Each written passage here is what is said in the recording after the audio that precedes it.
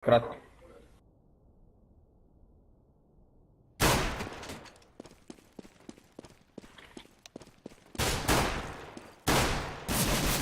Pip.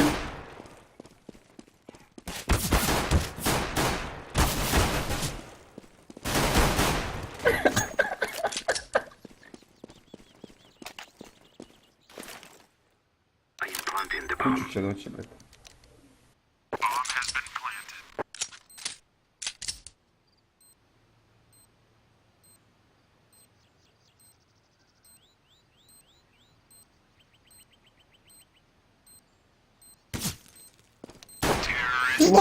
Oh, good job.